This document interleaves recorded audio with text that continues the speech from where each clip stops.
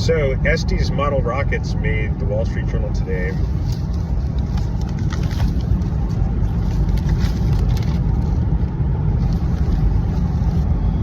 The model rocket that carried us to the stars. For me, the space age began on the weed-choked field behind North School in Glencoe, Illinois in 1976. This is a little bit reminiscent, although not necessarily at all drawn from the Trigonometry and Tornado Alley essay by David Foster Wallace, where he talks about the tufts of weed in the courts of the tennis fields. That's where the teacher drove a VW microbus and convened the Model Rocket Club. He taught us how to pick out, assemble, and launch any of the dozens of model rockets available at Tom Thumb, the hobby shop in Evanston, it must be Evanston, Illinois, where allowances were squandered and wishes came true. So I have a similar recollection of we got those from an actual brick and mortar store, as would be the natural way to consume things, although there was mail order even since the 19th century and probably before then. It was understood that building and launching rockets must never be rushed. Take time to enjoy the smell of the glue. And we definitely did do that. It was a careful process, but everything was outdoor and ventilated. Being careful about glue. You have to use a stronger glue than the Elmers, though. Just as at NASA, launches were carefully scheduled. Just as at NASA, weather was always a factor. And in Mexico, fortunately, the skies are pretty clear, so I think that's one of the reasons why there's the Virgin Galactica, or the Virgin Richard Branson Company, where they're doing low orbital flight, kind of pseudo space travel type stuff, and also Blue Origin with Jeff Bezos is out there. So yeah, weather was always pretty good. Countdowns were delayed by high wind storms and mission scrubs, so that sounds more like an Evanston thing. Though there were no actual astronauts in our care, we were told to behave as if there were. I definitely remember that it was a serious affair, not at all in a stifling way, but just in that kind of iconic Rockwellian, rib-rocked, Midwestern kind of, although we were not part of the Midwest, but just working with like farm machinery safely, you know, that kind of vibe. You are not merely a hobbyist, the teacher insisted, but engineers on the first rung of that ladder all the way up to mission control in Houston. Or Houston, as you would call it, if it were the similarly spelled street in New York City. So yeah, I remember that too, that it was definitely seen as educational, and in hindsight, I'm not sure how healthy that always was, you know, where they just like, you're like learning the most basic computer programming, and it's like, oh, you know, this is how you're gonna, I don't know, but it was great that we were taking it very seriously, and definitely made to feel esteem about participating in the educational rocket building. In building our model rockets, we were participating in the excitement of the space race and staking our own claim to the future. I would say that was sort of similar to my experience with it. We were on a timeline that started with the Wright brothers, including rocket pioneer Wernher von Braun, and went all the way to Alpha Centauri. The model rockets to Alpha Centauri, I think, is that the nearest next whole galaxy? So we're in a solar system, then we're in the Milky Way galaxy, and I think Alpha Centauri might be the nearest next galaxy. So, you know, sort of like a continent in the way they relate to each other on Earth here. The model rocket boom really began in the months following of the 1957 launch of Sputnik. So I didn't know that, but it sounds very believable. The Russian satellite that made Americans feel as if they were suddenly living beneath roving red communist eye. A roving red communist eye. Well, that, and also with the recent World War and the nuclear spectacle, I think space is always inseparable from nuclear armament, unfortunately, or at least our science, you know, programs are always intertwined with government funding for defensive purposes. Hobbyists were driven by the high octane of wonder. That's quite the line. The hobbyists were driven by the high octane of wonder, let's go space, and fear, commies, exclamation point. Funny enough, kind of a Dave Barry type vibe, just keeping a lighthearted article. The first troop model rockets were built by Orville and Robert Carlyle.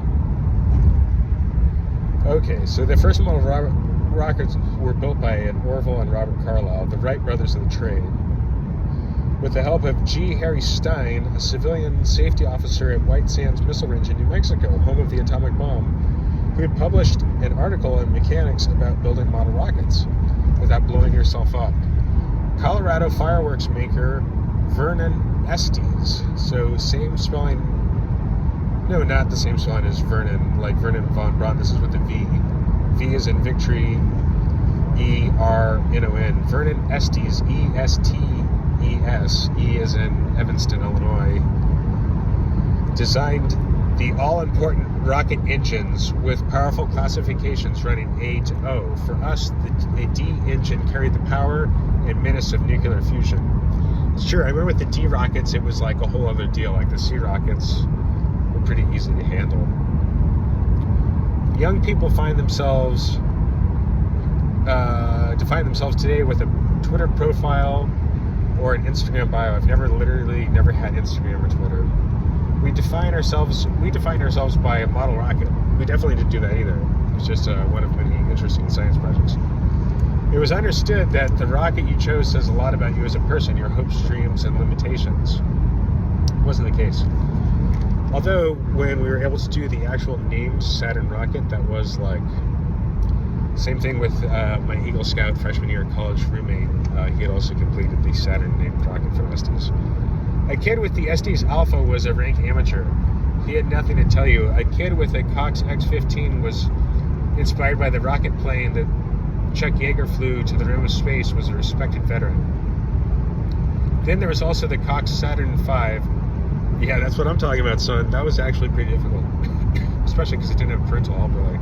Although plenty of encouragement and supervision, but definitely had to do it on my own. A scale, which I have to say, my Eagle Scout roommate got a little more help. The Saturn V, a scale model of the rocket that NASA used to put Buzz Aldrin, Michael Collins, and Neil Armstrong into space. The MPC Volstock was based on a Soviet rocket. Never even brought home, didn't consider it. Choosing it made you a dubious character. Okay, so it really was the 80s. My favorite was Big Daddy, a bullet-shaped... I don't remember Big Daddy. I remember there was one Big Bertha, I think. Big Daddy, a bullet-shaped rocket powered by C, D, and E engines that regularly broke the 1,000-foot barrier, our Mach 1. On launch day, your rocket was attached to the metal rod pad. Club members stood in a circle counting down from 10. I remember that sort of vibe. At 0, you pressed an igniter that sent an electric charge to the two wires firing the engines. The rocket lifted off with a sound that sounded like tearing paper. The machine was just a speck in the sky. You ran under it, your heart and your mouth. The parachute deployed. I love that too, man. The whole early parachute packet. You watched it drift down. If you're lucky, it did not get hung up in a power line or a tree. We always did ours like so far from power lines. It wasn't even a possibility. It taught us not not just science, but how to be citizens. I don't know, man. We were just being very responsible and educating ourselves. I don't know if there's a 10-minute limit because I don't have a real YouTube account. It made us feel like we were part of the national project. It felt dangerous even if it wasn't. I'm not sure if that applied to my experience. The fact that model rocketry is no longer a central activity for kids is a shame because it made us feel like we had a part to play in the future. Well, but you can reproduce that other ways. The launch was exciting because